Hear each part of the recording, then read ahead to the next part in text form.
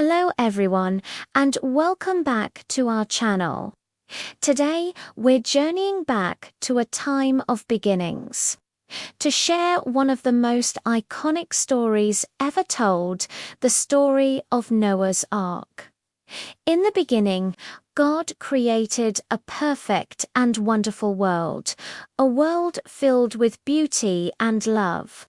But as time went on, things started to change. When God looked down upon the earth, his heart grew heavy. He saw a world that had strayed from its beautiful beginnings, a world filled with people who were unkind, dishonest, and selfish. He was sorry that he had ever made it.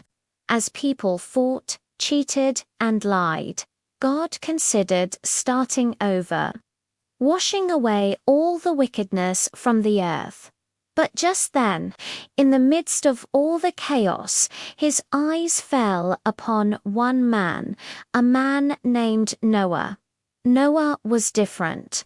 He was a good and righteous man who believed in God and spoke with him every day. God saw his kind and loving heart and thought, "Here is one honest man. He is worth saving. I will speak to him and tell him what to do." So God spoke to Noah. "Listen carefully," he said. "I have something very important to tell you. The world I created has gone wrong, and I must wash it clean. But I want you to help me create a new, perfect world." Noah was stunned. "You mean every living creature will be destroyed?" he asked, his voice trembling. "Not every living creature," God reassured him. God explained his plan. Noah was to build a massive boat, an ark, to save himself, his wife, and his 3 sons. And he wouldn't be alone. God instructed him to bring 2 of every kind of animal on the land, a male and a female, unto the ark with them. Without a moment's hesitation, Noah got to work. His wife, seeing him fell giant trees and haul massive logs, was bewildered. "Noah, what are you doing?" she asked. Noah paused, wiping sweat from his brow. "God spoke to me today." "God?" she questioned. "Yes," Noah confirmed. "He told me that the world has become so wicked that he has no choice but to send a great flood to wash it all away. But he promised to save us, you, me, our sons, and 2 of every animal on the land." "What's an ark, Noah?" "It's a very big boat," he explained with growing excitement. "God said it's going to have rooms inside, just like a house.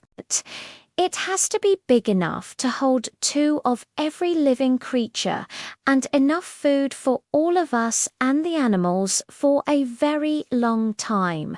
And so Noah's monumental task began. He worked day and night, cutting wood, measuring planks, and piecing together the enormous vessel.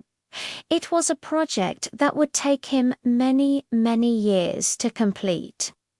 As he toiled away, his neighbors would often stop by, scratching their heads and wondering what on earth he was building. Noah would explain, "God told me to build this big boat. It is a safe place for anyone who wants to be saved from the great flood that's coming." But his words were met with laughter and ridicule. "Ha ha ha, a flood," they scoffed. "You mean water will come pouring from the sky and drown all of us? I've never heard such a crazy thing in my life." Another would chime in, "What a load of nonsense. You really make me laugh, Noah." After years of relentless hard work, the ark was finally finished. It was a magnificent structure, a testament to Noah's unwavering faith. It was time to load up for the long journey ahead. Even then, Noah held out hope for his neighbors. He stood at the great door of the ark and called out to them, "Come on in. There is enough room and food for you all. Turn back to God. Be sorry for the way you have lived, and you will be saved from the flood." But the people only laughed harder. They saw him as a foolish old man who had wasted his life on a bizarre boat. "Throw tomatoes at him," someone shouted from the crowd. Rocks, eggs, and spoiled food began to fly through the air. Just then, something incredible happened. From every direction, animals began to appear.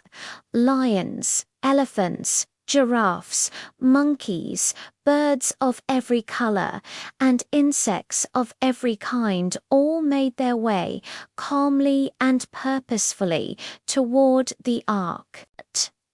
The mocking crowd fell silent, watching in utter amazement as the creatures, 2 by 2, walked up the ramp and into the massive vessel. Noah gave the people one last desperate plea. The great flood is coming. The whole world is going to be destroyed.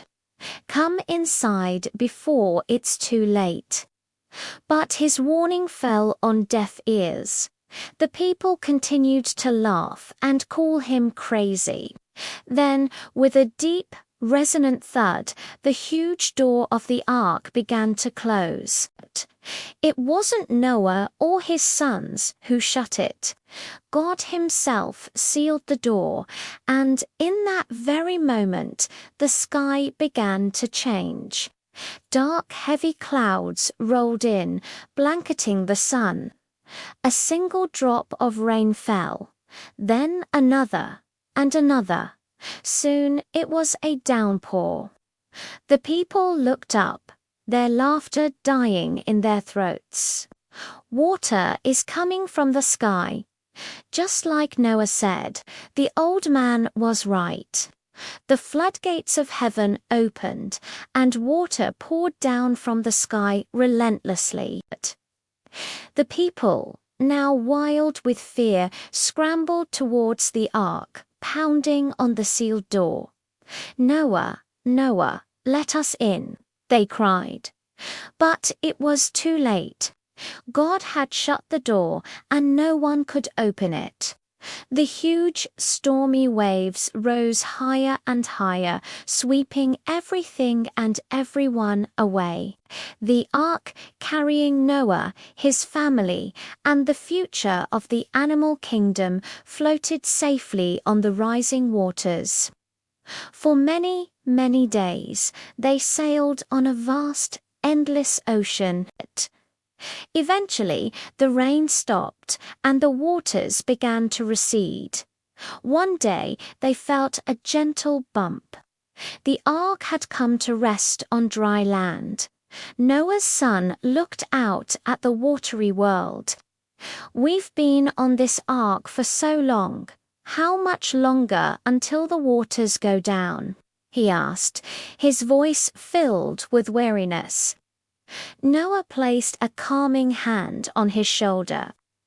"I know it's hard to have patience, my son, but we must wait for God's timing. When it is time for us to leave, He will let us know." A while later, Noah decided to send out a dove to see if there was any dry land. The first time, it returned quickly, but the second time, the dove came back in the evening with a fresh olive leaf in its beak. Noah's heart filled with joy, and he praised God. This was a sign that the waters were going down and that new life was beginning to grow. "Can we open the door now, Father?" His son asked excitedly, "Let's let all the animals out." "No, not yet," Noah wisely replied. "God will tell us when the time is right. He may need a little more time to grow enough plants and grass to feed all the animals before we set them free." Finally, the day came. With a slow, mighty creak, the great door of the ark swung open.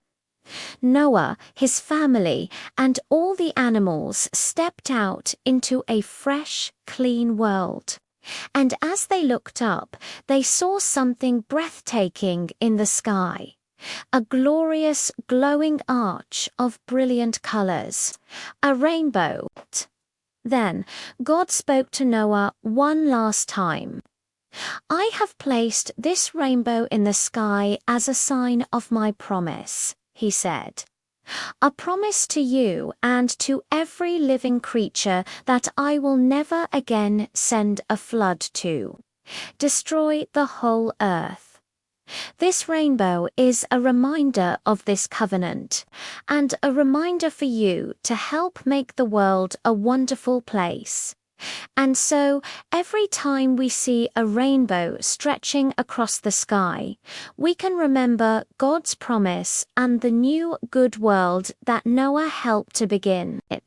It's a beautiful reminder of hope, new beginnings, and the importance of faith. Thank you so much for joining us for this incredible story. If you enjoyed it, please give this video a thumbs up, and don't forget to subscribe to our channel for more stories like this one. We'll see you next time.